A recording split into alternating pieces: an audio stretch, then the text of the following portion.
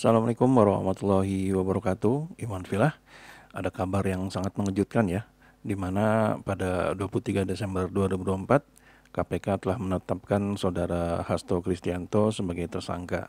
Hal ini berdasarkan surat perintah penyidikan nomor Sprindik 152 DIK 000112/2024. Hal ini dikemukakan oleh Ketua KPK Setio Budianto pada saat jumpa pers di Gedung Merah Putih KPK, Jakarta Selatan, Kamis 20 Februari 2025.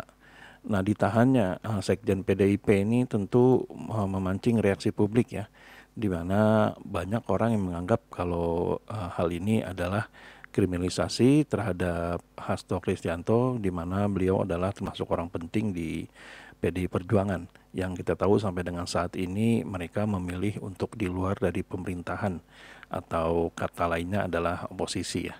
Nah, hal ini menjadi menarik karena memang sebelum Hasto ditahan itu banyak sekali hal-hal atau bisa dikatakan drama-drama ya, di mana ada ucapan dari beberapa orang petinggi dari PDI Perjuangan yang mengatakan kalau Hasto Kristianto ini memiliki beberapa dokumen penting yang menyangkut tentang korupsi yang dilakukan oleh pejabat negara.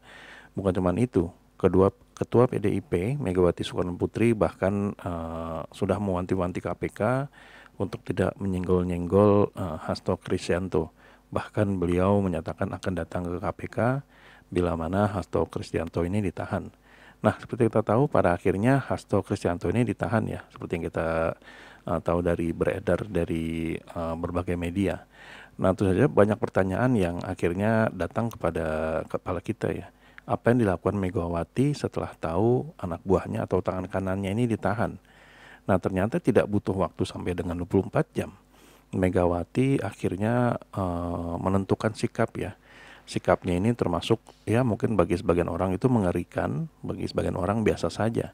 Hal ini karena memang salah satu petinggi dari PDIP yaitu Adian Putipulu itu membagikan surat edaran yang ditandatangani oleh Megawati Soekarno Putri itu pada malam hari sekitar jam 11 malam di akun Instagramnya.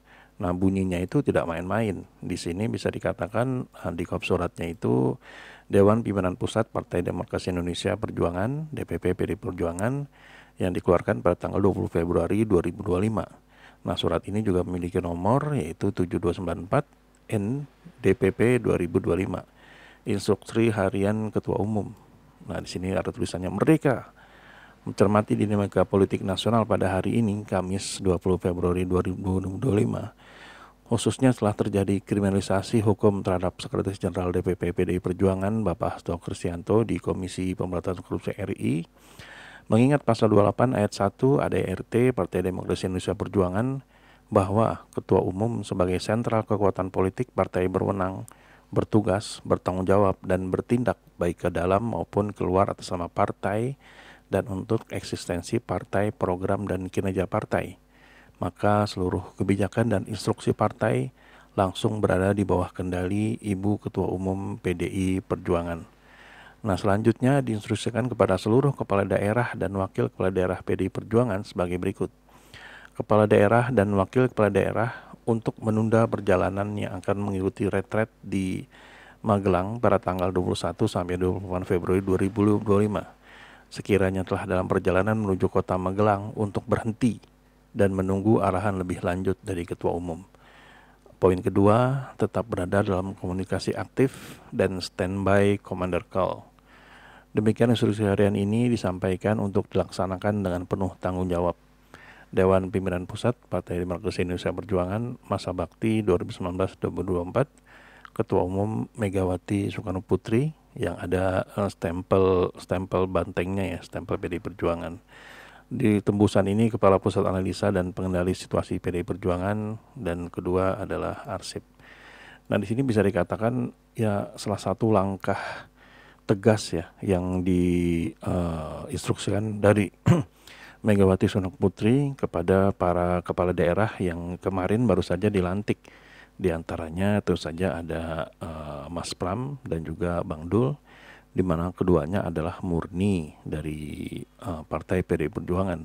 dan juga ada beberapa pejabat lainnya yang baru saja 1 hari dilantik menjadi seorang kepala daerah.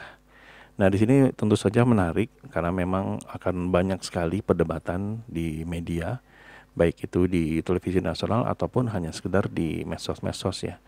Bagaimana nasib mereka para kepala daerah yang baru saja dilantik tapi tidak mengikuti arahan dari pemimpin tertinggi yaitu Prabowo Subianto untuk mengikuti retret ini, karena memang Megawati menginstruksikan kepada semua kepala daerah yang berasal dari partainya untuk tidak mengikuti instruksi dari Prabowo ini. Nah, di sini itu saja sangat menarik karena memang ya bisa dikatakan akan banyak sekali perdebatan apakah ini berarti tidak melaksanakan tugas atau membantah daripada keinginan dari pimpinan tertinggi. Nah, mungkin yang pro kepada PDI Perjuangan tentu akan melihat hal ini apakah ada celah untuk memecat mereka dari seorang kepala daerah. Nah, di sini sangat menarik ya, karena memang Megawati langsung menginstruksikan secara tegas dan cukup berani.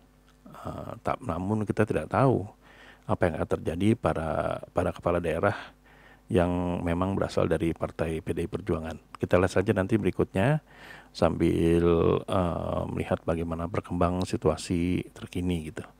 Nah, gimana menurut teman-teman? Apakah sependapat dengan Megawati Soekarno Putri bahwa hal ini diperlukan perlawanan kepada mereka yang bertindak semena-mena menurut PDIP? Dan bagaimana menurut teman-teman semua yang pro ke pemerintah yang mengatakan memang penetapan Hasto sebagai tersangka dan memang sudah wajar untuk segera ditahan? Dan bagaimana komentar teman-teman juga mengenai langkah dari Megawati ini yang langsung gaspol ketika mengetahui tangan kanannya itu pada akhirnya ditahan? Silahkan tuliskan di kolom komentar ya. Sampai di sini Daiden Project. Bila memang kami ada salah kata dan salah data, kami mohon maaf. Wabillahi taufiq wal hidayah. Wassalamualaikum warahmatullahi wabarakatuh.